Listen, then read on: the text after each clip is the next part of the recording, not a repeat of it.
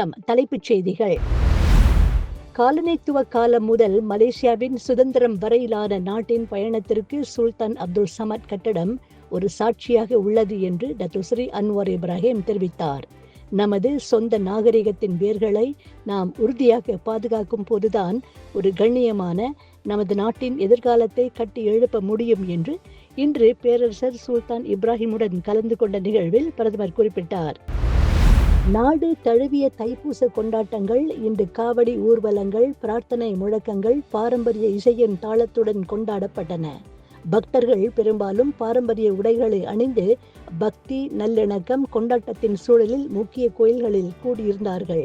Batumalai, Ipoh, கல்லுமலை, Penang என்று எல்லா கோவில்களிலும் பக்தர்களின் வருகை பக்தி பரவசத்துடன் காணப்பட்டது.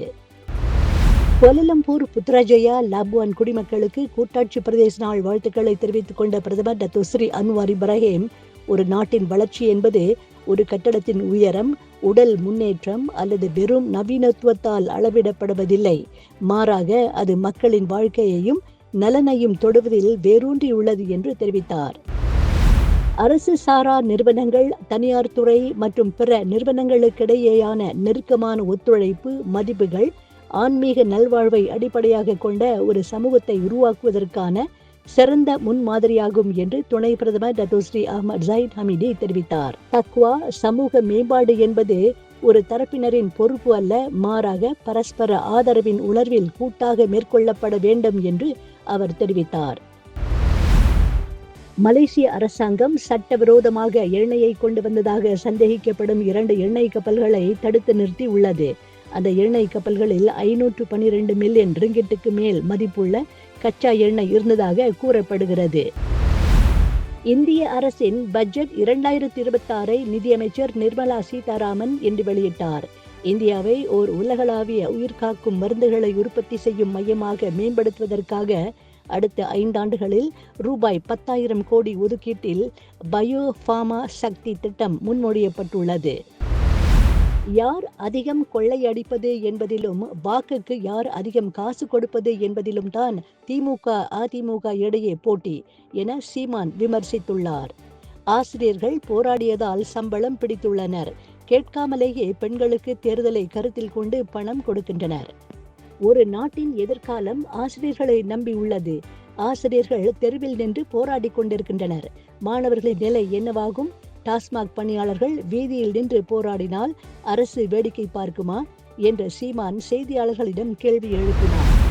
கொங்கோ நாட்டில் ஏற்பட்ட சுரங்க விபத்தில் 200க்கும் மேற்பட்ட தொழிலாளர்கள் உயிர் இழந்துள்ளனர். பலர் காயமடைந்துள்ளனர். ஏராளமானவர்களை காணவில்லை.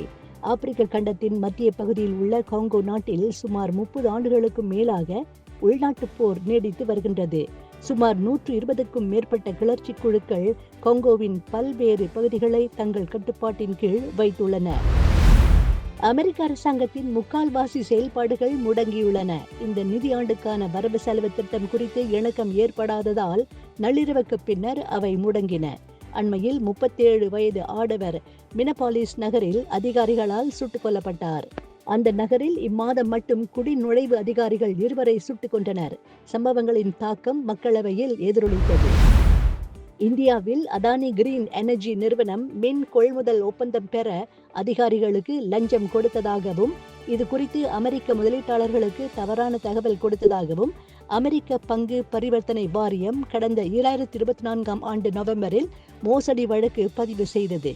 அமெரிக்க பங்கு பரிவர்த்தனை வாரியத்தின் சம்மனை ஏற்க குழுமத் தலைவர் கௌதம் அதானியும் அவரது மருமகன் சாகர் அதானியும் இப்போது ஒப்புக்கொண்டுள்ளனர். 90 நாளில் நீதிமன்றத்தில் அவர்கள் பதிலளிக்க வேண்டும் என்று உத்தரவு பிறப்பிக்கப்பட்டுள்ளது. காஞ்சனா படத்தின் தெலுங்கு பதிப்பை மார்ச் 13ஆம் தேதி ஆந்திரா, தெலுங்கானாவில் ரிலீஸ் செய்கின்றார்கள். இது தொடர்பான அறிவிப்பு வீடியோவை படக்குழுவினர் வெளியிட்டுள்ளனர். ராகவா லாரன்ஸ் இயக்கி நடித்த ஹாரர் காமெடி படமான காஞ்சனா கடந்த 2011ஆம் ஆண்டு வெளியானது.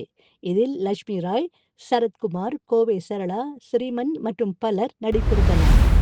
ஆஸ்திரேலிய ஓபன் கிராண்ட் ஸ்லாம் டென்னிஸ் போட்டியின் மகளிர் ஒற்றையர் பிரிவில் கசக்ஸ்தான் வீராங்கனை எலினா ரைபகினா சாம்பியன் பட்டத்தை வென்றார். மகளிர் ஒற்றையர் பிரிவு இறுதிச் சுற்றில் முதல் நிலை வீராங்கனையும் பெலாருஸைச் சேர்ந்தவருமான அரினா சபலென்காவும் 5ஆம் நிலை வீராங்கனையான எலினா ரைபகினாவும் மோதினர்.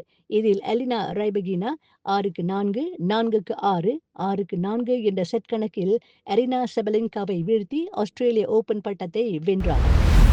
இதுபோன்ற மேலும் செய்திகளுக்கு நம்பிக்கை இணையதளத்தை பாருங்கள். நன்றி, வணக்கம்.